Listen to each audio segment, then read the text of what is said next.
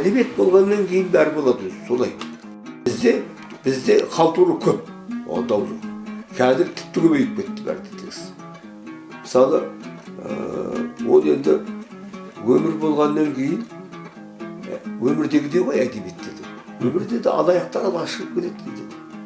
Алаяқтар үлкен карьера жасай алады. Олармен күресу оңай емес. Өйткені алаяқпен күресу үшін сен де сол алаяқтық істеп бару керек.